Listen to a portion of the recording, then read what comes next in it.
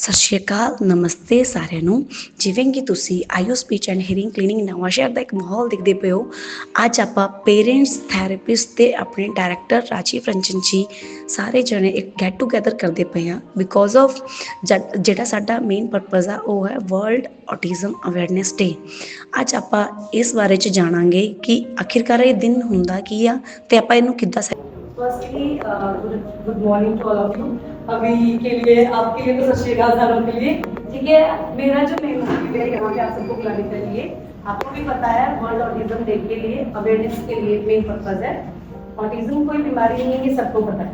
It's a condition, neurological condition है जिसमें जो बच्चे सोशली इंटरेक्शन मतलब लोगों से मेल जोल करने में प्रॉब्लम आ रही है। कम्युनिकेशन मतलब अपनी चीज़ों को एक्सप्रेस करना और समझना, उसमें प्रॉब्लम आती है। और इसके साथ साथ ही रैपिटेटिव बिहेवियर होता है जिसमें एक काम को बार बार करना। अभी इस लेक्चर गेट टूगेदर में हमारे सर भी आए हैं, ठीक है, डायरेक्टर सर, ठीक है। तो आज का हमारा मेन पर्पज सिर्फ ऑटिज्म पे अवेयरनेस देना ही है। सबसे पहले ऑटिज्म जो ये वर्ल्ड ऑटिज्म 2 अप्रैल इसको क्यों मनाया जा रहा है? 2007 से इसको स्टार्ट कर दिया गया था मनाना और 2008 से इसको रेगुलर हर साल मनाया जा रहा है 2 अप्रैल को या इस पूरे वीक को, ठीक है। इसका मेन पर्पज है लोगों में अवेयरनेस फैलाना कि ऑटिज्म कोई बीमारी नहीं है, इट्स अ कंडीशन। इसको समझना जरूरी है, ना कि इसको समझाना, ठीक है। ऑटिज्म को समझेंगे तभी उस पर काम हो सकता है। इसमें बच्चों का जो है वो इंक्लूजन को प्रॉम्प्ट करना है और जो भी ऑटिज्म से प्रभावित बच्चे हैं उनको सपोर्ट करना है, ठीक है। तो इसके लिए हम लोगों ने एक छोटा सा एक्ट जो सोसाइटी में पेरेंट्स फील करते हैं, एक बच्चों को लेके लाइक एक फैमिली होती है, लाइक मान के चलो उसको कहाँ से चीजें फेस करनी पड़ती हैं और वो फ्रस्ट्रेट होकर अपनी चीजें कहाँ पे निकाल रहे हैं, क्या चीजें होती हैं, ये ओवरऑल हमने एक एक्ट के थ्रू शो करने की कोशिश की है। तो आपके जो ये एक्ट आपको बताएंगे वो सारा का सारा ब्रीफ मैम बताएंगे। Brief ma'am. Good morning, respected sir, ma'am and dear parents. So first of all, हम सर मैम ने दस ਦਿੱਤਾ ਕਿ ਅੱਜ ਆਪਾਂ ਇੱਥੇ ਜੋ ਇਕੱਠੇ ਹੋਏ ਆ ਇੱਕ ऑटिज्म डे ਦੇ ਉੱਪਰ ਅਵੇਅਰਨੈਸ ਦੇ ਲਈ ਆਪਾਂ ਇੱਕ ਗੈਟ ਟੂਗੇਦਰ ਕੀਤਾ ਹੈ। ਇਹਦੇ ਵਿੱਚ ਆਪਾਂ ਇੱਕ ਛੋਟਾ ਜਿਹਾ ਰੋਲ ਪਲੇ ਦੇ ਥਰੂ ਇੱਕ ਮੈਸੇਜ ਕਨਵੇ ਕਰਨਾ ਚਾਹੁੰਦੇ ਹਾਂ ਕਿ ਕਿਵੇਂ ਇੱਕ ਪੇਰੈਂਟਸ ਨੂੰ ਇੱਕ ਫੈਮਿਲੀ ਨੂੰ ਜਿੱਥੇ ਔਟਿਸਟਿਕ ਚਾਈਲਡ ਆ ਉਹਨੂੰ ਕੀ ਫੇਸ ਕਰਨਾ ਪੈਂਦਾ ਹੈ, ਪੇਰੈਂਟਸ ਨੂੰ ਕੀ ਫੇਸ ਕਰਨਾ ਪੈਂਦਾ ਹੈ, ਬੱਚਾ ਕੀ ਫੇਸ ਕਰਦਾ ਹੈ। क्योंकि कितने ना कितने जो एक अगर मैं ASD चाइल्ड की गल करा तो ना तो वो इन्ने ज़्यादा स्ट्रॉन्ग इमोशनस होंगे हैं, ना ही वो अपने आप को एक्सप्रैस कर पाता है तो ना ही वो कोई गलत चीज़ या सही चीज़ को समझ पाता है। तो उस कंडीशन के जो सारा सफर करना पैंदा है एक पेरेंट्स को मदर फादर को करना पैंदा है। क्योंकि कई बार कुछ सिचुएशन इदा दी होंदियां हैं जिथे फैमिली भी सपोर्टिव नहीं होंगी, सिर्फ मदर फादर ही जो डील करते हैं अपने बच्चे को जो टैकल करते हैं सिर्फ मदर फादर ही करते हैं। क्योंकि एज अ थेरेपिस्ट मेरे नालों ज़्यादा बेटर पेरेंट्स तुसीं इत्थे अंडरस्टैंड कर पाते हैं क्योंकि तुसीं सिचुएशन फेस करते हैं, रोज फील करते हैं। आप सिर्फ बच्चे को ट्रीट करते हैं बट तुसीं सब कुछ फील करते हैं। तो किवें वो पेरेंट्स कितना फ्रस्ट्रेटेड रहते हैं, कितना डिप्रैशन से जाते हैं, कितना अपने बच्चे को रोज डील करते हैं सोसाइटी से। क्योंकि कई बार की होता हर पर्सन इक्वल जिहा नहीं होता। आप सिर्फ अपने बच्चे को समझ पाने, कई बार आप जो बच्चे को बॉल से लैके जाने सोसाइटी से लैके जाने तो बहुत सारे जो पर्सन का नहीं समझ पाते। तो जो ऑटिज्म डे का जो मेन पर्पज होंगे जिदा मैं अपने दस दिता कि अवेयर बच्चे जिदा बच्चे है अपने ऑटिज्म बच्चे कुछ लोग है कि जो इन्होंने नहीं समझ पाते। ਇਹਦਾ जो पर्पज होंदा है कि बस वो लोगों को अवेयर करना ਜਿਹੜੇ इस बच्चे की कंडीशन नहीं समझ पाते, उन्होंने अलग अलग नावां नाल जानते हैं। पेरेंट्स क्यों बुली करते हैं, सारा ब्लेम ही पेरेंट्स के ऊपर थोप देंगे हैं कि जो किया तुहाडे करके होया। क्योंकि ये सिचुएशन तुसीं खुद फील करते हैं जिससे अपन कई बार फैमिली भी बोल देती है कि सारा कुछ मदर फादर के करके होया। पेरेंट्स ने फोन दे दिता, मदर ने ध्यान नहीं दिता, थानू अपने बच्चे की संभाल नहीं करनी आई। सो जो अज का एक्ट है जो फर्स्ट सीन होगा ਉਹਦੇ ਵਿੱਚ ਆਪਾਂ ਇੱਕ फैमिली का सीन देखांगे ਜਿਹਦੇ ਵਿੱਚ ਇੱਕ फैमिली किद्दां अपने बच्चे ਨੂੰ टैकल करदी आ, की ਉਹ फेस करदी आ, किद्दां बच्चे ਨੂੰ डील करदी आ, ਤਾਂ ਜਿਹੜੇ ਨੇਬਰਸ ਆ ਜਾਂ ਆਲੇ ਦੁਆਲੇ ਦੇ ਲੋਕ ਆ ਉਹ फैमिली ਨੂੰ ਕਿੱਦਾਂ ਬੋਲਦੇ ਆ। तो ਆਪਾਂ फर्स्ट सीन स्टार्ट करते हैं।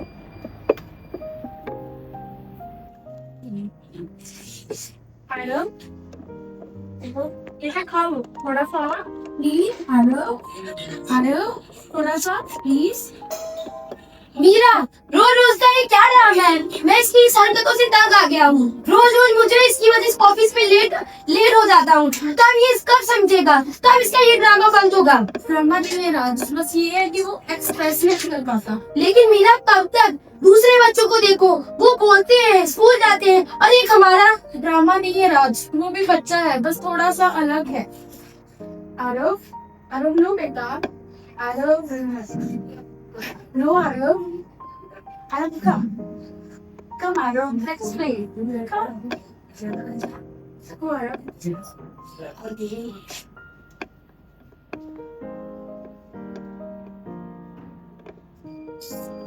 मीरा सॉरी, बस मुझे समझ नहीं आ रहा मैं क्या करूँ। मुझे आरव को देख के बहुत टेंशन होती है। अभी वो 5 साल का है, लेकिन उसकी हरकतें 2 साल के अकॉर्डिंग है। जब मैं बैठ के उसके फ्यूचर के बारे में सोचता हूँ तो मुझे बहुत टेंशन होती है। अभी हम हैं उसके पास देखने के लिए, लेकिन अगर कल को हम नहीं रहे तो हमारे बच्चे का क्या होगा? उसको कौन देखेगा? सोसाइटी ऐसी है जो कि हमारे बच्चे को अंडरस्टैंड नहीं करती। क्या जरूरत है? समटाइम मेरा आउट ऑफ कंट्रोल हो जाता है, तो ऐसा होता है। सॉरी मीरा। मैं भी समझ सकती हूँ राज, पर अगर सोसाइटी ऐसा करेगी तो हमें कौन समझेगा? मुझे पता है मीरा, मैं समटाइम नेगेटिव हो जाता हूँ, लेकिन आगे से मैं ध्यान रखूंगा। अब जैसा कि आपने देखा, एक फैमिली में, ये हर फैमिली में होता है, ये ऐसा नहीं है कि यहाँ पे हो रहा है, ये हर फैमिली में होता है। कहीं पे पेरेंट्स सपोर्टिव है, कहीं पे सपोर्टिव है, कहीं पे कुछ होता है। हर किसी की कंडीशन सेम नहीं होती है, वैसे ही हर बच्चे की कंडीशन सेम नहीं होती है। यही चीजें डे टू डे में सबको फील करनी पड़ती हैं और सबको ये चीजें फेस करनी पड़ती हैं। अभी आइए, अब हम नेक्स्ट स्टेप देखते हैं कि नेक्स्ट दिन में होता क्या है। मीरा, आज आरव के स्कूल जाना है, उसकी पेरेंट्स मीटिंग। आरव को ले आओ। आरव बेटा, चलो स्कूल चलना बेटा। Let's go to school. Aarav, Meera bag लेके आओ, मैं आरव को देखता हूँ। मीरा जी, आपका बेटा फिर चिल्ला रहा है, हम सब डिस्टर्ब हो रहे हैं। आरव मुझे चिल्ला नहीं रहा, वो ये है कि वो एक्सप्रेस नहीं कर पाता। एक्सप्रेस, मुझे तो ये बदतमीज लगता है। वो पागल नहीं है मैम। देखा आपने, देखा इसके नहीं हंसते, मुझे तो ये पागल लगता है। मिसेस गुप्ता, ये कंट्रोल की बात नहीं है, ये कंडीशन है, ये कोई पागल नहीं है, इसको ऑटिज्म बोलते हैं। अगर आपको नहीं पता है तो आप इसके बारे में मत बोलिए। अच्छा, तो फिर डॉक्टर को दिखाओ ना, हमारा क्यों सिर खाते हो सुबह सुबह? मिसेस गुप्ता डॉक्टर के पास लेकर जा रही है ना। बस कीजिए मीरा जी, बस कीजिए मीरा जी, हम सब तंग आ गए आपने इस रोज से। छोड़ो। ਉਹਨੇ ਜੋ ਪੇਰੈਂਟਸ ਤੁਸੀਂ ਦੇਖਿਆ, ਫਸਟ ਆਫ ਜੋ ਫਸਟ ਸੀਨ ਸੀਗਾ, ਉਹਦੇ ਵਿੱਚ ਜਿੱਦਾਂ ਇੱਕ ਮਦਰ ਫਰਸਟ੍ਰੇਟਡ ਜਿੱਦਾਂ ਆਪਣੇ ਬੱਚੇ ਨੂੰ ਰੋਜ਼ ਡੀਲ ਕਰਦੀ ਆ। ਪੇਰੈਂਟਸ ਉਹਦੇ ਵਿੱਚ ਜੋ ਫਾਦਰ ਆ ਉਹ ਕਿਤੇ ਨਾ ਕਿਤੇ ਹਾਈਪਰ ਹੋ ਜਾਂਦਾ, ਬਟ ਆਪਾਂ ਇਦਾਂ ਨਹੀਂ ਕਹਿ ਸਕਦੇ ਕਿ ਫਾਦਰ ਨੂੰ ਇਹਨੂੰ ਸਮਝਣਾ ਨਹੀਂ ਆ। ਉਹਦੇ ਵਿੱਚ ਕਿਉਂਕਿ ਇੱਕ ਜਿਹੜੀ ਮਦਰ ਆ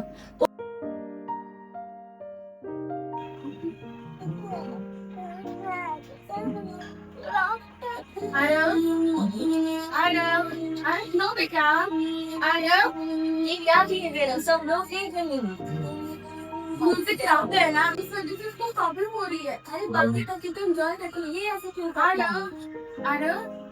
आरव नो,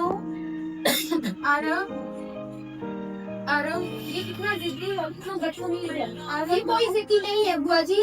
आरव, मीरा लेके चलो यार, जो हमारे बच्चे को अंडरस्टैंड नहीं कर सकता, उसकी कंडीशन नहीं दे सकता, हम उनके घर कभी नहीं आएंगे। चलो मीरा, घर चलते हैं।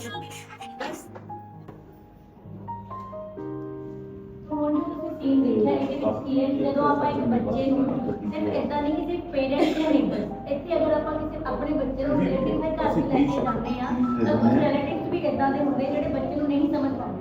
ਠੀਕ ਹੈ, ਉਹਨੂੰ ਲਾਊਡ ਸਾਈਡ ਤੋਂ ਸਾਊਂਡ ਤੋਂ ਪ੍ਰੋਬਲਮ ਆ ਰਹੀ ਹੈ, ਜਿੱਦਾਂ ਉਹਨੂੰ ਸੈਂਸਿਟਿਵ ਜਿੱਦਾਂ ਆਪਾਂ ਗੱਲ ਕਰਦੇ ਹਾਂ ਨਾ ਕਿ ਬੱਚੇ ਕੰਨਾਂ ਤੇ ਹੱਥ ਰੱਖਦੇ, ਕੋਈ ਲਾਊਡ ਸਾਊਂਡ ਨਹੀਂ ਸੁਣ ਸਕਦੇ, ਕੁੱਕਰ ਦੀ ਸੀਟੀ ਤੋਂ, ਮਿਕਸੀ ਦੀ ਆਵਾਜ਼ ਤੋਂ, ਸਭ ਸਾਊਂਡ ਤੋਂ ਉਹਨੂੰ ਡਰ ਲੱਗਦਾ ਹੈ, ਉਹ ਹਾਈਪਰ ਹੋ ਜਾਂਦੇ ਆ। ਤਾਂ ਉਸ ਕੰਡੀਸ਼ਨ ਨੂੰ ਸਮਝਣ ਦੀ ਬਜਾਏ ਰਿਲੇਟਿਵ ਜਿਹੜੇ ਉਹਨਾਂ ਦੇ ਬੂਆ ਆ, ਉਹਨਾਂ ਦੇ ਵੀ ਪੇਰੈਂਟਸ ਨੇ ਬੋਲਿਆ ਕਿ ਸਾਡਾ ਬੱਚਾ ਜ਼ਿਆਦਾ ਸਿੱਧੀ ਆ, ਸਾਡੇ ਕੋਲ ਕੰਟਰੋਲ ਨਹੀਂ ਹੁੰਦਾ, ਬਾਕੀ ਬੱਚੇ ਵੀ ਬੈਠੇ ਆ, ਇਹ ਉਹਨਾਂ ਨੂੰ ਕਿਉਂ ਨਹੀਂ ਖੇਡਦਾ। ਤਾਂ ਉੱਥੇ ਪੇਰੈਂਟਸ ਆਪਣੇ ਲਈ ਸਿਰਫ ਆਪਾਂ ਆਪਣੇ ਬੱਚੇ ਨੂੰ ਸਿਰਫ ਆਪਾਂ ਹੀ ਦੇਖ ਸਕਦੇ ਹਾਂ, ਆਪਾਂ ਹੀ ਉਹਦੀ ਕੰਡੀਸ਼ਨ ਫੀਲ ਕਰ ਸਕਦੇ ਹਾਂ। ਕਈ ਵਾਰੀ ਸਮਟਾਈਮ ਕੀ ਹੁੰਦਾ ਆ ਕਿ ਆਪਣੇ ਫੈਮਿਲੀ ਮੈਂਬਰ ਦੇ ਵਿੱਚ ਜਿੰਨੇ ਵੀ ਲੋਕ ਹੈਗੇ ਆ, ਅਗਰ ਕੋਈ ਵੀ ਗ੍ਰੈਂਡਫਾਦਰ ਆ, ਗ੍ਰੈਂਡਮਦਰ ਆ, ਕੁਝ ਕੰਡੀਸ਼ਨ ਇੱਦਾਂ ਦੀ ਵੀ ਆਉਂਦੀਆਂ ਆ ਕਿ ਉਹ ਵੀ ਨਹੀਂ ਅੰਡਰਸਟੈਂਡ ਕਰਦੇ, ਸਿਰਫ ਪੇਰੈਂਟਸ ਹੀ ਬੱਚੇ ਦੇ ਕੋਲ ਰਹਿ ਸਕਦੇ। ਠੀਕ ਹੈ। तो आप अगला सीन देख रहे हैं।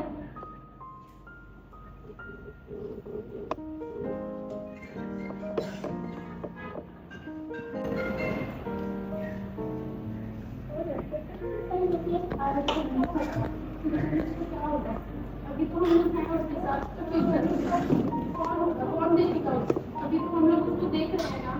मीरा, हमसे ज्यादा स्ट्रगल आरव कर रहा है, हमें उसको देखना चाहिए। हमारा स्ट्रगल तब भी कम है, वो अपनी चीजों को एक्सप्रेस नहीं कर पाता और हम उसको अंडरस्टैंड भी नहीं कर सकते।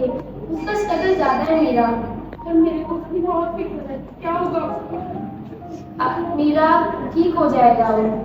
कब ठीक होगा वो? मीरा, हमें पेशेंस रखना है मीरा। अगर हम ही इतना नेगेटिव होंगे तो हमारे बच्चे को कौन देखेगा? तुम देख रही हो ना सोसाइटी कैसी है, हमारे बच्चे को एक्सेप्ट नहीं कर रही है, किस नजरों से देखती है हमारे बच्चे को।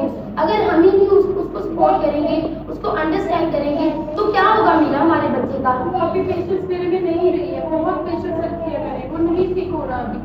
मीरा, सब पॉजिटिव होगा, बस हमें अपना सारा टाइम, अपना सारा ध्यान अपने बच्चे की तरफ लगाना है मीरा। हमें ही देखना पड़ेगा क्योंकि सोसाइटी को हमें नहीं समझ सकती। देखा ना मीरा, ये बोलता नहीं लेकिन हमें अंडरस्टैंड करता है, फील भी करता है। हाँ मीरा, सब ठीक हो जाएगा। तुम बस तुम नेगेटिव मत हो मीरा। ये एक्सप्रेस नहीं करता पर ये फील करता है। बिल्कुल मीरा।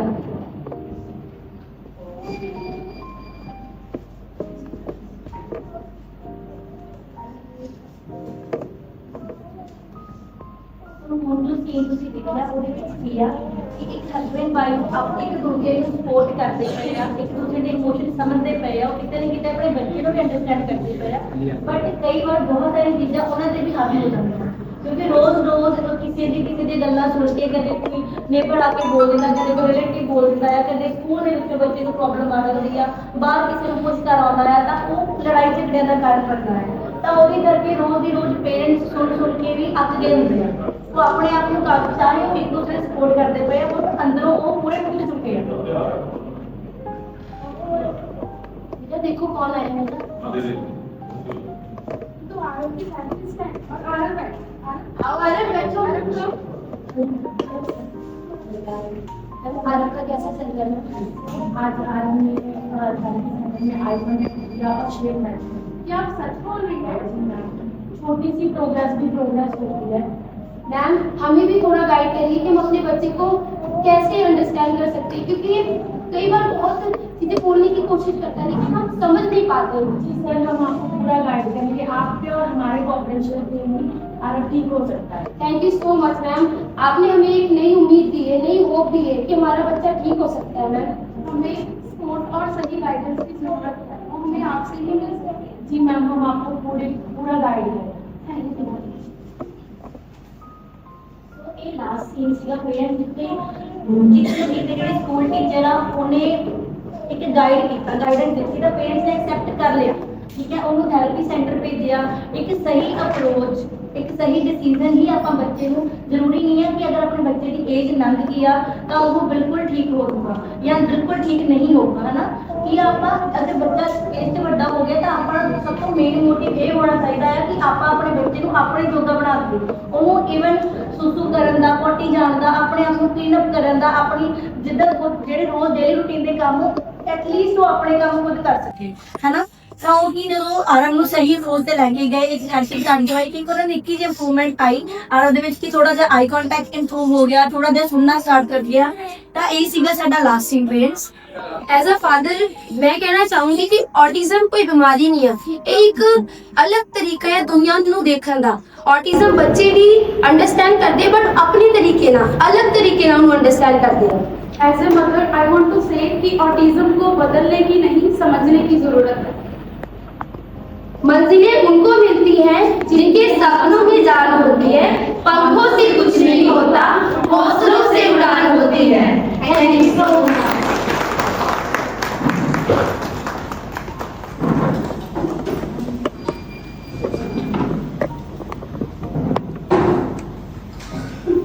आप सबने देखा कि हमने एक छोटा सा किया है बट कोशिश की है कि जो पेरेंट्स, अभी हमने प्रॉपर नहीं पूरा नहीं बताया लेकिन जस्ट जो पेरेंट्स प्रॉब्लम फेस कर रहे हैं हमने बस उतना रखा है।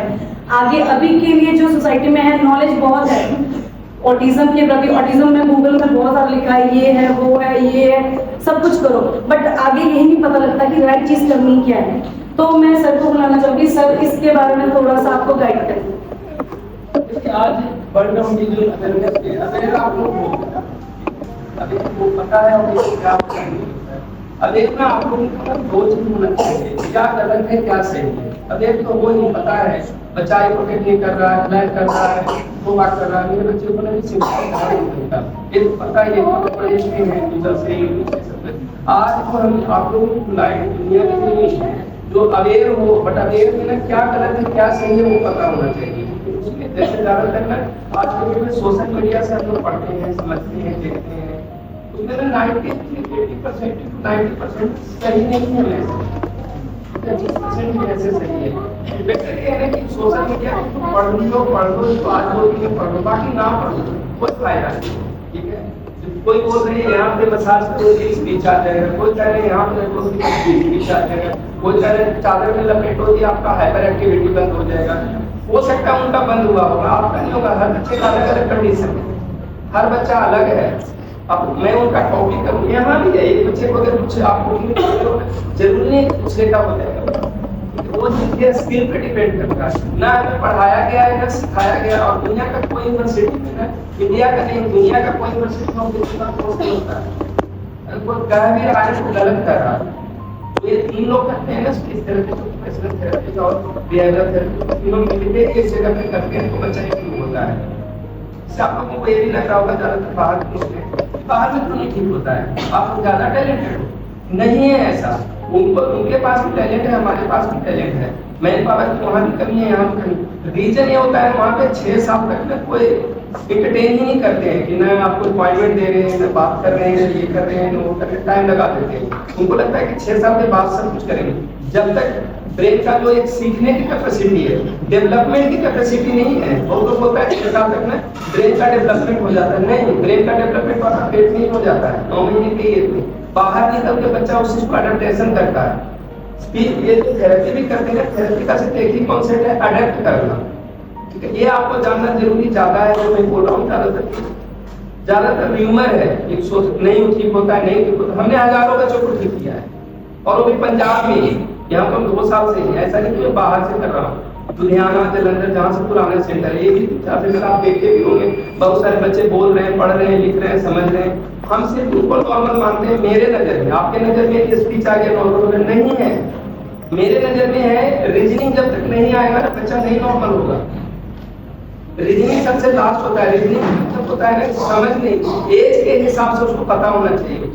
बोलने का काम मत कराओ, फिर भी बोलेगा, भले वो 10 साल का हो जाएगा, 12 साल का हो जाएगा, 2 लाइन में बोलेगा। खाना खाना है, हाँ, नहीं खाना नहीं बोलेगा, मत कराओ खड़े भी तो भी बोलेगा। 12 साल 15 साल 18 किस काम की स्पीच है? स्पीच के साथ साथ रीजनिंग होना चाहिए, उसको समझ होना चाहिए। गर्म है ठंडा है, कूद जाएंगे गिर जाएंगे, बाहर रोड है, ये है, ये मेल है, फीमेल है, ये गिर जाएगा टूट जाएगा, बहुत सारी चीज जो भी है एज के हिसाब से होना चाहिए। तो रीजनिंग नहीं आ पाता है बच्चे को, और ना कोई लाभ आता है। ठीक है, तो ये आपको जानना ज्यादा जरूरी है, क्या गलत है क्या सही है। दुनिया छोड़ दो, क्या गलत है क्या, अवेयर हो गए होंगे ऑटिज्म होता है जी, नाम दे देगा। और ये न्यूरोलॉजिकल डिसऑर्डर नहीं है, मैं इतना घरेलू लफ्ज में क्या बोलूं, ये कंडीशन है। मुझे मैं सबको एग्जांपल देता हूँ, मैं 16-17 साल से लुधियाना में, तो मुझे नहीं आता है पंजाबी पढ़ना। आना चाहिए, मेरे पास दिमाग नहीं है क्या? नहीं आता है पढ़ना, ये पढ़नी नहीं, मुझे पढ़ना आता है। तो इसका मतलब ये हमारा ब्रेन ना, हमारा पर्सनल हमारा ब्रेन उस तरह से अडेप्ट किया हुआ है हिंदी इंग्लिश, ना कि पंजाबी। आपका ब्रेन पंजाबी में अडेप्ट हो, सेम मेरे बच्चे का है। बच्चे को ना ब्रेन का डिसऑर्डर नहीं है। अब क्यों बोलते हैं नहीं बोलते उसका मैं नहीं बता पाऊंगा। जो पुराना चला आ रहा है वही कर रहे हैं। अगर ब्रेन में डिसऑर्डर है तो क्यों नहीं आता है हमारा प्रॉब्लम, क्यों नहीं आता है सीरियस प्रॉब्लम? आना चाहिए। अगर ब्रेन में प्रॉब्लम है तो ब्रेन के तो इतने डॉक्टर ठीक करना चाहिए, बच्चे को दवाई देकर सर्जरी देकर करना चाहिए। पहले भी जो उठाए हुए थे वो से होता है, अभी सुप्रीम कोर्ट ने पैक कर दिया है, तब आप मान रहे हो कि नहीं ये गलत है। पहले जब मैं पसंद नहीं मानते, अभी सुप्रीम कोर्ट इंडिया बारे में बैठ किया है, नहीं करना है। उसका कोई वो नहीं, आपसे लिखवा लेते हैं, चलो वो अलग बातें हैं। अभी हमें करना है कि अभी अवेयर हो गए, हमें क्या करना है, ठीक है, हमें क्या करना है। हम ये भी नहीं करें कि आप थेरेपी कराओ, आपके पास में कम से कम 40% बच्चे को ठीक करने का, परसेंटेज भी नहीं बोलना चाहिए, लेकिन एक मोटा मोटी करेंगे 40% आपके ही हाथ में। आप थेरेपी ना भी कराओ तो भी बच्चा निकल जाएगा। बस ऐसे तो ये बताते हैं मैडम, ये आपको बताएंगे कुछ नहीं। थेरेपी का जो है ना, टेक्निकल वे में आपको नहीं हम बताते हैं, आपको सिंपल वे में बताते हैं ये काम करो, ये काम करो। जैसे राम काका वाला जो हमारे माँ बाप पुराने टाइम में करते थे उसी को करने बोलते हैं, जो छूटा हुआ है। सेंसरी क्यों आता है इंडियन बच्चों में, कम आता है, बाहर वाले बच्चों में ज्यादा आता है। प्रॉब्लम 5% में प्रॉब्लम होता है बाहर वाले बच्चों को, ज्यादा से बच्चे सूंघने की प्रॉब्लम है जी, टच की प्रॉब्लम है जी। कोई टच कर दिया तो कैसे करेगा, कोई टच कर पकड़ रहा है तो भी कुछ करेगा। बच्चे को ये होता है तो टच की प्रॉब्लम है, किसी बच्चे को हर चीज को सूंघेगा, आपके बाल सूंघ रहा है, कपड़े सूंघ रहा है, रोटी सूंघ रहा है, करेगा। तो इसका मतलब ये नहीं है। और जैसे विजन में होता है, विजन में विजुअल प्रॉब्लम के कारण ही जैसे बच्चे को आता है, बच्चा क्या करता है, ऐसे ऐसे करके देख रहा, आपको समझ में नहीं आएगा, ऐसे ऐसे करके देखने में फिर ऐसे करेगा, फिर धीरे धीरे बढ़ेगा, फिर ये करते करते करते करते करते करते फिर ये फ्लैट में आ जाता है। तो ये परसेप्शन का प्रॉब्लम है, ना कि आम की प्रॉब्लम बताता हूँ उसका सोल्यूशन कैसे है। दूसरा एक्चुअली उन लोगों ने किया, इमोशनल भी कर दिया कि ये है ऐसे करता है। ये तो इन्होंने जो एक्ट के हाथ चौथी ये बताया, 5वीं जो होते हैं टेस्ट का हो रहा है कि बच्चे को टेस्ट पे कभी ये नहीं अच्छा लग रहा, वो नहीं अच्छा लग रहा, तीखा लग रहा है, इसको मीठा, तीखा मीठा का नहीं है। बच्चे को वो अलग अलग जो टेक्सचर है, रोटी का टेक्सचर अलग है, दाल का टेक्सचर अलग है, सब्जी का टेक्सचर अलग है, वो टेक्सचर की वजह से नहीं खाता है। आप टेक्सचर पर अटका हो गया, निकल जाएगा। हमें समझ में आता है इसको मीठा नहीं पसंद है, इसको तीखा नहीं पसंद है, इसको ये दाल नहीं पसंद, इसको दही नहीं पसंद है, ऐसा नहीं है। टेक्सचर का टेक्सचर पे वर्क करेंगे, निकल जाता है, आपका वो निकल जाएगा, बच्चा नहीं आता है उसको प्रॉब्लम। गट का प्रॉब्लम लोग बोलते हैं, गट का प्रॉब्लम है बच्चे को डाइजेस्ट ही नहीं होगा। डाइजेस्ट नहीं होने का सिर्फ और सिर्फ कारण है ग्रूलिंग। जिस बच्चे को लाल गिरता जा रहा है, गिरता जा रहा है, उसको ही पेट खराब होगा, बाकी किसी भी बच्चे को खराब होगा। ये आपको जानना समझना जरूरी है कि क्या है, अवेयर हो गए गलत क्या है सही क्या। हम क्या करते हैं कि 6 साल घूमने में लगा देते हैं, कभी यहाँ कभी वहाँ कभी ये, पता ही नहीं है करे तो क्या करें, परेशान है। ठीक है, अभी तो इन लोग ने इमोशनल ड्रामा किया जो भी आप करिए, ठीक है, वो सही है कि घर में ऐसा होता है, लेकिन उसके लिए टेंशन मत लो कि हमें करना है। आप यहाँ पे आए हो उनकी गाइडलाइन के लिए, वो टेंशन ये रहने कि हाँ वो है समाज का है, वो एक किसी स्कूल में रूल है गवर्नमेंट का, किसी स्कूल में नहीं करते सही एजुकेटर होंगे, है ही नहीं, टीचर भी क्या करेगा, प्रिंसिपल भी क्या करेगी, है ही मैन पावर ही नहीं है। अगर है भी तो वहाँ पे एक है, एक एवरेज है, एक सीरियस वहाँ पे एक रहेगी, बच्चे 50 है, क्या करेंगे, उनका भी नहीं होगा, ज्यादातर हटाने की कोशिश करेंगे। उससे बेटर है कि वो एक तरह के स्पेशलिस्ट, उसको मैं बैसाखी मान रहा हूँ पर्सनली। अगर मुझे पूछो मैं तो मैं नहीं मानता हूँ सही चीज है या फॉरेन में।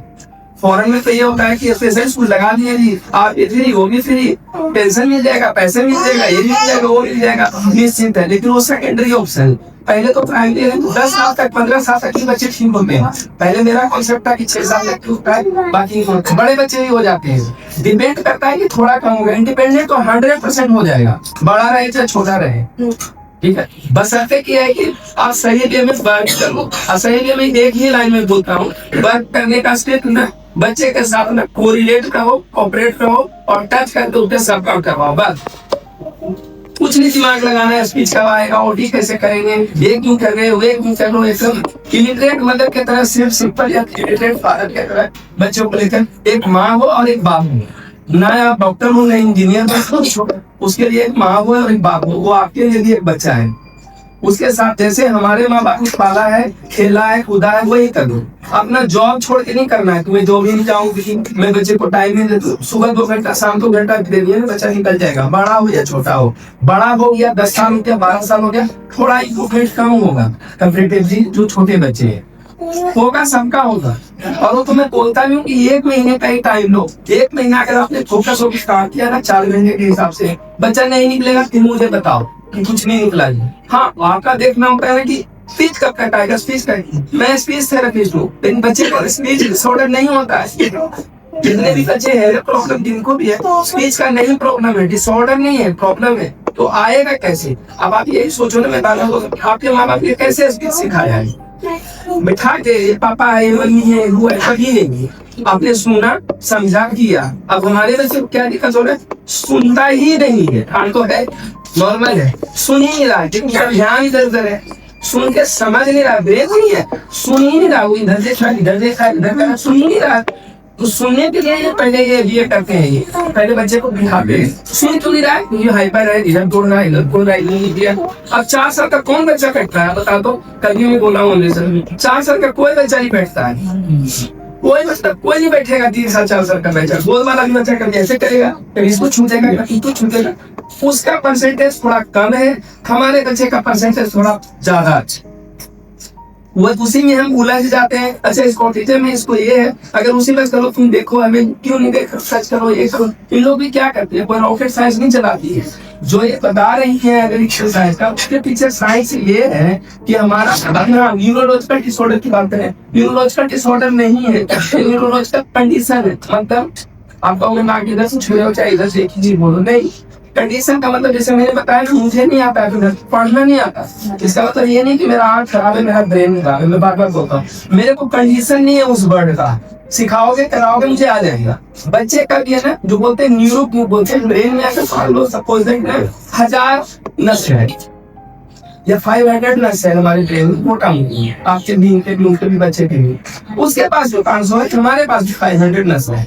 लेकिन होता क्या है कि मैं आपको अगर ऐसे देख रहा हूँ ना, तो ये 5 नस या 50, मैं इस मोटा मोटा बता रहा हूँ, ये नहीं है। तो ये ऐसे देख रहा है, ठीक है।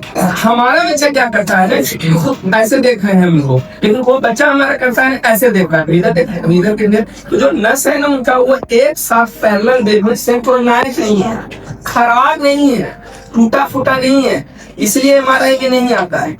एक कमरे में आप लोग बैठे हो, आगे 7 लोग 8 लोग, पीछे बैठे हैं 9 लोग, नहीं है सिंक्रोनाइज।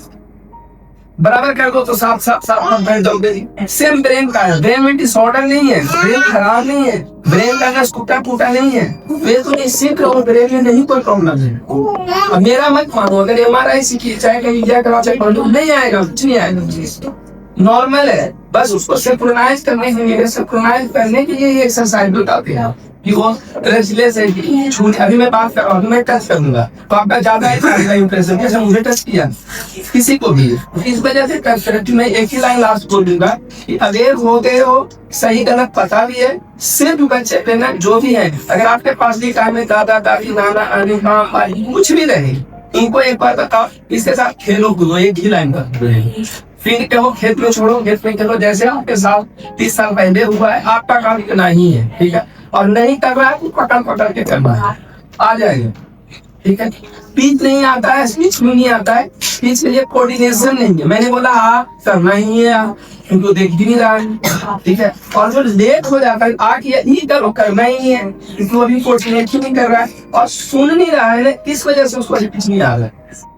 सुनने की प्रॉब्लम नहीं है, प्रॉब्लम है कि सुनाई नहीं दे रहा। जैसे आप स्पेनिश लैंग्वेज बोलोगे निकले सुनाई देगा, बट उसको सिंक्रोनाइज नहीं हो रहा है, मैं नहीं रिस्पॉन्स देगा। मेरे बच्चे का ये है, गया कहाँ है, इधर उधर देख रहा हूँ, कंसंट्रेट ही नहीं हो रहा है। मेन प्रॉब्लम है कंसंट्रेशन का, मेन प्रॉब्लम है आई कॉन्टेक्ट का, बैठने का, जो एक होना चाहिए बैठना चाहिए वो नहीं कर रहे, ठीक है। उसमें वर्क होता है मेन एरिया का। 2 ही तरह का थेरेपी होता है, ठीक है। एक होता है एरिया जिसको CBT भी बोलते हैं, जो टेबल से इन लोग वर्क करते हैं बैठ के, वो होता है इनके CBT। और जो दूसरा भी खेलकूद करना है वो OT होता है। अब आपको लगेगा कि मैं भी कर लूँ ये चीज, ऐसा क्या है, एक ही ट्वाइस को आपने बार बार क्यों करते रहते हो। ऐसा भी देखे होंगे, चाहे वीडियो वगैरह भेजे होंगे, जैसे स्पिनर है, उसको एक ही स्पिनर से कल भी किए थे, आज भी किए थे, परसों भी किए थे, 1 महीना करे। वो थेरेपिस्ट का स्किल है, उसको कैसे आप टेंशन देना, हर बच्चा अलग है। तो आगे और जो टेबल पे बात होता है ना, वो हम ब्रेन को चलाते हैं, बच्चे के पास है। जैसे मेरा ना आँख भी सही है, ब्रेन भी सही है, मुझे सिखाओगे, इसको कहते हैं करके मैं सीखूंगा। चौथे दिन क्या सोचते हैं कि थोड़ा सा काम हो गया, चल छुट्टी, अगले दिन करवा दूंगी। ये होता है, ये सब करते हैं। अब जिस दिन आपने ये सब करने वाला सोच लिया, उस दिन से बाद बच्चा बच्चा आपको चलाता है, आप बच्चे को नहीं चला रहे। उसको पता है, अच्छा मैंने ये रिएक्ट किया था, मम्मी ने ये किया, मैंने ये करना ही नहीं है। अब सबसे पहले मैं ये आंसर करती हूँ, बच्चा हमारे साथ क्यों वर्क कर रहा है। सबसे पहले क्या रीजन होता है, जो एनवायरनमेंट का फैक्ट होता है। अब मेरे को मोस्टली पेरेंट्स ने बोला कि मैं घर में आ सकती हूँ या कोई प्रस्ताव दे दो कि घर पे काम करवाने के लिए। अब जो काम वो यहाँ पे कर रहा है वो घर पे नहीं कर पा पाएगा। रीजन क्या है? एक तो एनवायरनमेंट देखो, जो एनवायरनमेंट सेट किया है हमने वो बच्चे के अकॉर्डिंग किया है। घर का एनवायरनमेंट है एक फैमिली के अकॉर्डिंग, यहाँ का है लर्निंग स्किल के अकॉर्डिंग। ठीक है, सेकेंडली हमारा क्या, एक तो इंफ्रास्ट्रक्चर हो गया, जिस चीज का हमें बच्चे के लिए जरूरत है हम उस चीज से क्या चीज डेवलप कर सकते हैं। अब मान के चलो घर में जितनी चीजें पड़ी है ना आपके किचन में, मैं उससे भी वर्क करवा दूंगी, सिर्फ आपकी कटोरी चम्मच से भी वर्क करवा दूंगी, सीबीडी थेरेपी। बट प्रॉब्लम क्या है कि अगर आप एक चीज से काम करवाते जाओगे बच्चा फेड हो जाता है। तो हम उस चीज का भी डिफरेंस रखते हैं कि उसके लिए इंटरेस्ट के लिए भी हो चाहे वर्क भी करे। तो इंफ्रास्ट्रक्चर जो हमने बोला, एनवायरनमेंट का इफेक्ट बहुत होता है। घर में बच्चा आपके साथ कंफर्टेबल होता है, ठीक है, कंफर्टेबल हो गया वो काम नहीं कर देगा। और हमारे साथ क्या होगा, ये भी जो हमने इनके साथ जो एक बॉन्ड बनाया हुआ, एक रैपो बिल्ड किया कि हम तेरे फैमिली मेंबर भी होते हैं, जब अच्छे काम करेंगे तो एक रिवॉर्ड रेनफोर्स किया जाता है। और अगर कुछ नेगेटिव करता है तो हमने जो चीज होता है उसके लिए एक रिवॉर्ड रखा होता है, हम उसको प्रोवाइड ही नहीं करते हैं। फर्स्ट काम होता है एनवायरनमेंट का इफेक्ट। एनवायरनमेंट का इफेक्ट बहुत बड़ा सा देखा है कि किसी भी बच्चे के टारगेट को सेट करने के लिए, उसके लर्निंग स्किल को खोलने के लिए, ठीक है। सेकेंडली हमारा जो रहता है वो रहता है जनरलाइजेशन। जनरलाइजेशन क्या होता है, मान के चलो स्कूल आप सब गए हो, ठीक है, स्कूल में जो टॉपिक आपको पढ़ाए गए हैं वो भी आप पढ़ते हो। अगर वही टॉपिक को आपको किसी एक को बहुत डिफरेंस होता है, हर एक इंडिविजुअल पर्सनैलिटी डिफरेंट होती है। मेरे को बोलोगे कि जी ये टॉपिक तुझे आता है, जाके स्टेज में जाके बोलनी, सेम चीज मैं कर रही हूँ, सेम टॉपिक में वहां पे बोल रही हूँ, बट वही टॉपिक मैं स्टेज के ऊपर नहीं बोल पाऊंगी। क्यों? क्योंकि किसी भी चीज को अप्लाई करने में, रियलाइज करने में प्रॉब्लम आता है। ये एक नॉर्मल ह्यूमन बीइंग में भी ये प्रॉब्लम होती है। जरूरी नहीं कि हम सोचते हैं कि हाँ जी ये इस बच्चे में ये प्रॉब्लम है तो तभी हुआ है। ये हर बच्चे में, हर पर्सनैलिटी में, हर पर्सन में चीज होती है जनरलाइजेशन की प्रॉब्लम। अगर हम एक चीज को यहाँ पे मैं परफेक्टली बोल रही हूँ, अगर यही चीज को मेरे को दूसरी जगह बोलोगे जहाँ पे मैं बिल्कुल अनजान हूँ जिस जगह से, वहां पे मुझे भी प्रॉब्लम आएगा। सेम आपके लिए भी प्रॉब्लम आएगा, सेम बच्चे के लिए भी प्रॉब्लम होता है जनरलाइजेशन करना। तो जनरलाइज करना है प्रॉब्लम आती है। थर्ड होता है आपके जो घर का माहौल है वो उसके लिए कंफर्टेबल जोन है। आपके साथ आपके बच्चे की बॉडी बचपन से आप लोग उसके साथ हो तो आपका कनेक्शन डिफरेंट है, हमारा कनेक्शन डिफरेंट है, ठीक है। आपके साथ वो ऐसे भी बिहेव करेगा क्योंकि उसके ना हैबिट बढ़ चुकी होती है। अगर आपने उसको एक दिन फोन दे दिया, रो रहा है बच्चा, आपने बोला कि चलो जी फोन ले लो, उसने क्या किया, उस चीज को रिवॉर्ड समझा। रोने पे आपने फोन दिया मतलब उसने उस चीज को रिवॉर्ड समझा कि मुझे फोन मिलता है।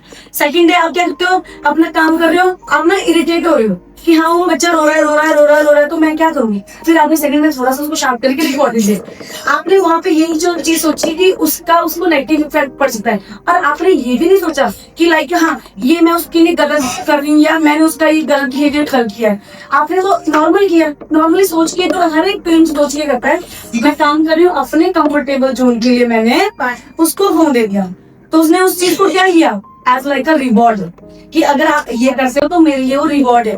अगर वो रिवॉर्ड और प्रॉम्प्ट जो एक थेरेपिस्ट टेक्निक अपनाता है, रिवॉर्ड और प्रॉम्प्ट करता है, वो आपने अप्लाई कर दिया उसको नेगेटिव बिहेवियर के लिए। कोई भी बच्चा बचपन से सीख ही नहीं आता है, हम लोग उस चीज को डेवलप करते हैं धीरे धीरे जो हमारी एक्टिविटी होती है वो उसमें हावी हो रही है।